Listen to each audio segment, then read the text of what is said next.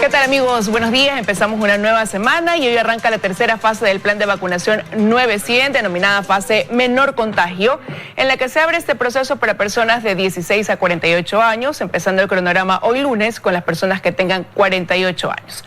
A esto se suma el anuncio de la llegada de la vacuna CanSino al país.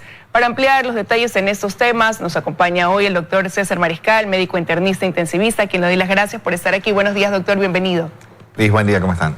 Bueno, hemos incluso este fin de semana batido un récord de vacunación. Se inocularon más de 217,000 personas el día sábado, lo que se podría tomar como una buena noticia. Pero ¿cómo ve usted el poder llegar a cumplir esta meta de 9 millones de personas vacunadas de aquí a finales de agosto, ya cuando falta mes y medio para eso? Claro, mes y medio. Bueno, fíjate que hace poco tiempo resulta que el ausentismo era tan grande y es verdad, los últimos días se ha incrementado muchísimo la presencia, así que vamos a ser positivos, vamos a tener esperanza y pensar de que vamos a cumplir la meta. Todo es posible, ¿no? ¿Y cuánto aportará eso, el hecho de que quizás escucharon las voces que decían hay que flexibilizar el cronograma, hay que ampliar ese rango de vacunación? Ya hoy vamos a poder ver de manera obviamente descendente de 48 hasta llegar a los 16 años, un año por día, hoy 48, mañana 47. ¿Cuánto va a poder sumar eso? Definitivamente va a sumar, o sea, la facilidad de la información, de acceder a la información, yo creo que ha sido clave, ¿no? O sea, definitivamente esto, como tú acabas de decir, ¿no? Hoy 56, mañana 55, 54, 53, que haya amabilidad en el trato, en el momento que te vas a vacunar, que te la hagan fácil. Y definitivamente las cosas tenían que caminar y esto parece que es lo que está pasando, ¿no? Pero usted mencionó algo clave, usted dijo el gran ausentismo, quizás se está reduciendo, pero lo sigue habiendo. Y ese ausentismo es producto de las personas que, sin importar el rango de edad, piensan que o las vacunas no son lo suficientemente eficaces porque siguen surgiendo variantes, y ante eso pues vemos que se comienza a hablar si se necesita o no una tercera dosis, claro, si todas sirven para eso, o aquellos que dicen voy a esperar a ver que no le pase nada a aquel que ya se vacunó para de ahí yo vacunarme. Sí, sí. Una conducta habitual ante toda innovación, ¿no? Siempre será igual, ya lo hemos dicho un par de veces. Las personas que están atentas a que se abra la tienda para comprar el teléfono nuevo y los que esperarán hasta el final y los que nunca lo harán. Entonces esa tendencia ante la innovación es la regla en la conducta humana, no es sorprendente, pasa en todas partes. Así que nos pasa lo que le pasa a todo el mundo, lo que era esperable que pase. Ahora el tema es cuál es el argumento, ¿no? Que tú acabas justamente, que es el argumento que esgrime la gente para decir no me vacuno. Y es esto, voy a esperar a que haya una vacuna mejor para que cubra todas las variantes.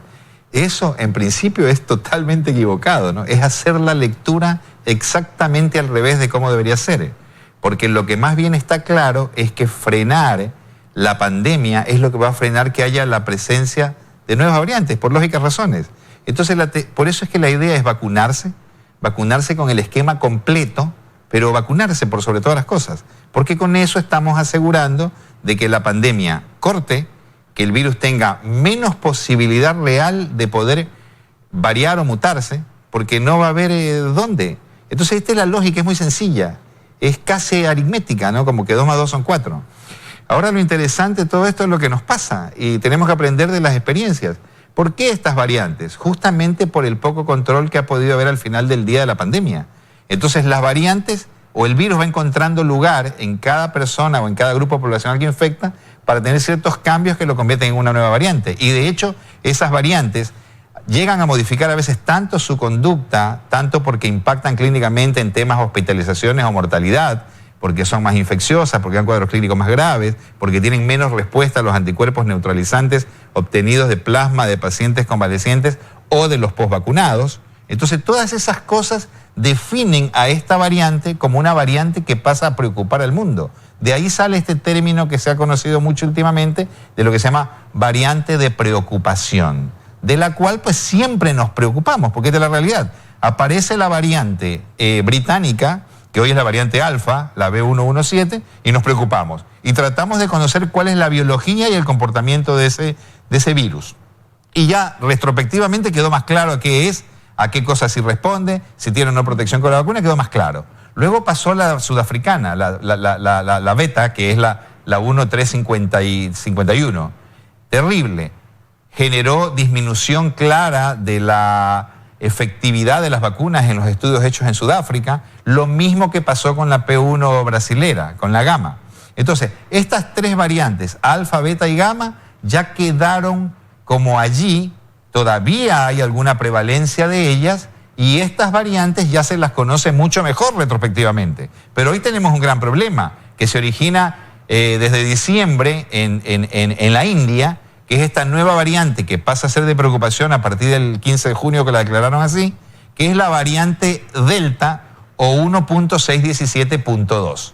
Esta variante es la que nos tiene preocupado y es la que yo creo que hay que tratar de definir algunos puntos para que la gente entienda más o menos, obviamente en este caso desde lo que yo puedo ver y transmitir, cuál es realmente la situación hablando de esta variante, si es lo que interesa, ¿no? Hablemos de la variante Delta. Usted acaba de decir 3 primeras variantes que existieron durante este año y un poco más de pandemia, y ante esas variantes muchos dirán, hacia allá se apuntó con las vacunas, ¿no? Que los laboratorios, las farmacéuticas crearon. De repente ahora surge esta nueva variante que, claro, nos causa preocupación porque también nos ponemos como ejemplo otros países y vemos cómo ellos van avanzando. Cito un ejemplo, Israel. Israel se vacunó y decían casi la mayor parte de la población, y resulta que comenzaron a aumentar ya inoculados los casos de contagio con esta nueva variante. Pero ¿cuál es la diferencia que debemos analizar ahí? Porque nos quedamos con eso. Están vacunados y se contagiaron, pero no llegan a una hospitalización o a una gravedad. Ahí deberíamos centrar quizás la diferencia que puede hacer esta variante Delta entre quien ya recibió una dosis o su vacuna completa a quienes no la tienen. Mira, pongámonos en el tiempo para que se entienda, ¿sí? En diciembre del 2019 aparece el virus.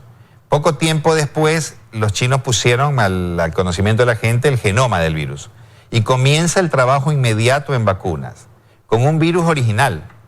El virus nativo. Todo va apuntado allí. Como no se logran conseguir las inmunizaciones en masa, en ese tiempo el virus fue haciendo lo suyo y fue mutando o fue variando. Entonces, cuando este virus va variando, sus características cambian, por eso es una variante, ¿ya?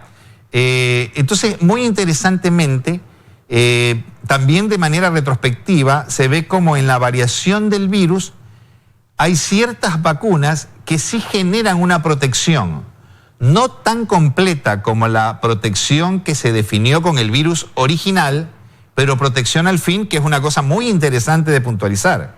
¿Qué vacunas se sabe generan protección con estas variantes? ¿Ya? Entonces, al no haber personas vacunadas suficientes, se generan las variantes. ¿Y qué pasa? Si tú te infectas sin ser vacunado, ¿con qué te vas a infectar? Con las variantes que en ese momento están en el pico. Porque es así. Ya generalmente la variante natural o la primera ni existe. Lo que hay más es las variantes de este tipo. De hecho, la variante Delta en Inglaterra, en el Reino Unido, es casi el 90% de los aislados. Y estaba escuchando a alguien, hasta el 13 de junio en los Estados Unidos, constituía casi el 11% de los aislados. Entonces la variante Delta va tomando posición. ¿En quién? En las personas que no han estado vacunadas predominantemente. Y si llega a dar como una infección post-vacuna, ¿qué sucede? El post-vacuna puede tener el COVID generalmente con manifestaciones no graves y con no mortalidad, porque la mortalidad se da en el grupo de personas que tienen infección con la nueva variante que no estaban vacunados. Más evidencia imposible. Hay que vacunarse. Si a usted se vacuna y le da una infección por COVID, tenga la seguridad que comparado con quien no se vacunó y le da una infección con COVID, con las nuevas variantes, tiene más chance de estar mal. Porque la variante Delta, Liz, se comporta definitivamente de una manera, es mucho más infectante. Se estima que termina siendo un 60% más infectante que la británica, que la 117, que la alfa, y esta ya era 40% más infectante que la natural. Entonces termina siendo un 100%, como 2 veces más capaz de transmitirse. Está todo estudiado. Los contactos dentro de casa con la variante Delta son alrededor de casi el 14%, comparado con la previa que era alrededor del 6-7%. Está establecido la tasa de personas. Hay estudios, escuchaba también, no lo tengo leído, pero escuchaba sobre un estudio de algún grupo de intensivistas chinos que ven que la variante Delta condiciona internación por cuadros severos o críticos por lo menos un 12% de las veces, comparado contra el virus original que era de 2 a 5.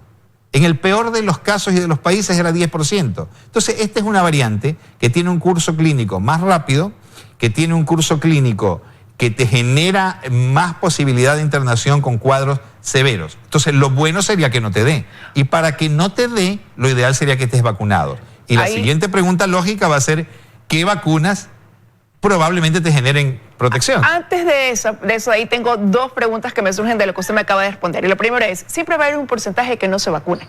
Aquí la aspiración, hablábamos al principio cuando surgió este tema de que ya habían vacunas, de llegar a un 80% de la población vacunada para considerar una especie de inmunidad. Pero ante lo que usted acaba de decir, que las variantes cobran fuerza en quienes no están vacunados, ese 20% que es la aspiración o la realidad de pensar que no se va a llegar a inocular, ¿qué papel podría jugar en eso? En constantemente tener una variante y hacer que este virus ya forme parte de la vida de las personas, tal y como otras tantas enfermedades que se han quedado. Claro que sí. Bueno, cuando ese grupo de personas adquiera una variante con un grado de agresividad mayor, pues les puede ir mal y morir, y los vacunados previos van a tener un mejor curso. O sea, siempre llegaremos al mismo puerto. Hay que vacunarse. Ahora es interesante saber que lo mismo que decíamos antes, al ya haber pasado un tiempo, se definió mucho más claro estas variantes de preocupación y básicamente se trabaja sobre ellas tratando de conocer qué tanto más infectantes son, qué tanto más severidad tienen en el cuadro clínico marcado por hospitalización o muerte y qué tanto tienen capacidad de ser neutralizada por las vacunas ya existentes o por el plasma de los pacientes que se han recuperado de esas infecciones. Así es como se mediría la inmunidad ante la nueva variante. ¿Cómo mis anticuerpos, yo vacunado en un momento determinado, cómo sirven mis anticuerpos de pacientes ya vacunados para neutralizar este nuevo virus? Y lo que se sabe claramente es que, por ejemplo, comparado contra la cepa británica, contra la B117, que no fue tan terrible en el sentido de no ser neutralizada por las vacunas, fue bastante parecida a los estudios con el virus original. Esto está muy clarito para las vacunas que se dejan ver porque se publican, y básicamente está claro para Pfizer, está claro para Moderna, está claro para AstraZeneca. Entonces, ya está establecido el número. El tema es que lo que yo te voy a contar ahora es un preprint, todavía no está publicado, no está impreso, de un grupo inglés que estudian definitivamente, de manera específica, el comportamiento y la respuesta ante vacuna del virus variante Delta. Y ¿sabes qué? Las cifras son así. Cuando tú tienes, me van a perdonar, pero yo con los números soy malo para recordarlo. Entonces, cuando tú tienes una vacunación con Pfizer, si en el virus de la cepa británica, en el alfa, en el 117, la eficacia de Pfizer era alrededor de 93%, ¿sabes cuánto es para la Delta? ¿Cuánto se ha establecido según el estudio? ¿Cuánto está establecido? Está establecido en 87.9%. Pero esa eficacia estamos hablando para no agravarse al momento de contagiarse, o para no contagiarse, o para no hospitalizarse. Muy interesante, muy buena pregunta, porque la eficacia se puede mirar en no tener infección asintomática, aunque sea, en tener COVID sintomático o en tener COVID severo. Y la verdad es que los estimados son para COVID en general y las proyecciones son para COVID severo y crítico, que generalmente el impacto en COVID severo, crítico y muerte es mejor. Pero ¿dónde voy? A que Pfizer mantiene una tasa de eficacia en neutralizar al virus Delta de casi 88%, comparado contra 93% en el 117 y contra 95% en el virus original, que fue el primer estudio que Pfizer mostró de fase 3 contra el virus original y donde salía que la eficacia era 95. Bueno, vamos a ver retrospectivamente. En el británico, en el 117, en el alfa, no era tanto menor, era igual. Y en este es discretísimamente menor, no impactante. ¿Y sabes qué? Interesantemente, lo dije el otro día, nada más que tuve una imprecisión en los números, pero ¿sabes qué interesante con AstraZeneca que le hicimos a Quito? Que AstraZeneca se sabía que tenía una protección o una eficacia de un 70%, según las regiones, ¿no? Según se hubiera estudiado en Estados Unidos, en el Reino Unido, en Sudáfrica o en Brasil. Dieron cosas distintas. Pero en realidad, ¿por qué dieron cosas distintas? Porque tiene mala cobertura 351. 351, la variante africana, acaba de publicarse un artículo en una revista importante de medicina que hacen un estudio los de Astra para la PET 1351, para la sudafricana, 10% de eficacia. No sirve. Pfizer sigue manteniendo alguna ventaja en ese sentido porque tiene alguna cobertura de paso. No estoy hablando de la Delta, estoy hablando de la sudafricana. Pero sobre la Delta, AstraZeneca tiene una eficacia comparada contra la del virus nativo o original, que era de 70-75%, contra el 117 tenía una eficacia de 66%. ¿Y sabes cuánto tiene contra la Delta? ¿Cuánto tiene? 60. 60. Ahora, pero hablar quizás... Perdón, quiero recalcarlo porque además yo en algún momento por un tema de nombres cometí una imprecisión. Pero que quede claro que la variante Delta sí tiene neutralización con las vacunas que se dejan conocer. Pfizer tenía contra la británica 90 y tantos % y para la Delta 88%. AstraZeneca tenía para la británica 66% y para la Delta 60%. Ahora, pero yo ahí le hago una pregunta. Estamos en un país donde están llegando múltiples vacunas ante la necesidad de poder vacunar rápidamente y no de todas. A lo mejor se habla, como usted ha citado aquí, de alguna. Y eso lleva a que muchas personas quieran escoger y dicen, no, es que yo me quiero poner esta porque ya escuché que los doctores dicen que esta es más eficaz o porque el estudio dice. Pero lo cierto es que aquí tenemos ya 5 tipos de vacunas en el país, prácticamente con la llegada de CanSino que se va a sumar y que es de una sola dosis. Entonces, ahí, cuando alguien le pregunta a este doctor qué vacuna me pongo, ¿cuál es la recomendación? Mira, Liz, es tan delicado el tema, porque al final del día, pues, algunas personas terminan escuchándonos, ¿no es verdad? Y definitivamente el principio es vacunarse. Quiero ser contundente, el principio es vacunarse. Ahora, es real, si vamos a hablar en términos reales, es claro que hay una diferencia en las eficacias de la vacuna. En el mundo ideal, donde José Pfizer produjera toda la vacuna del mundo y lo produjera a todo el mundo, bueno, yo me vacunaré con Pfizer. Pero el mundo está más complejo que eso. Entonces hay propuestas, hay la disponibilidad de vacunas, hay cosas políticas. Los chinos obviamente quieren llegar a todo el mundo. Entonces se pusieron un supply importantísimo en el mundo, ¿sí?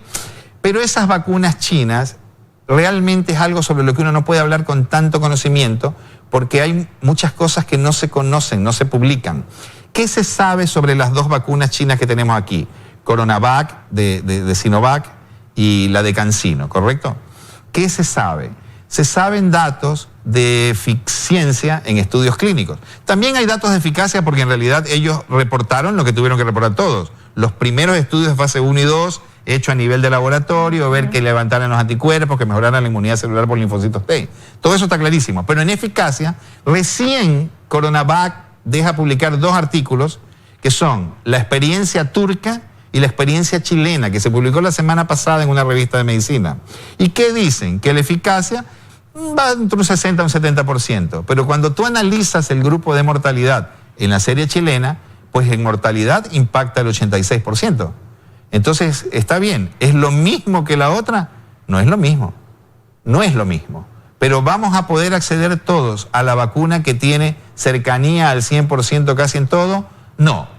Si tú me preguntases si Coronavac y CanSino, que son las 2 que nos interesan porque están en el país, tienen cobertura de neutralización sobre las nuevas variantes y sobre la variante Delta en particular, la respuesta sería, no se sabe.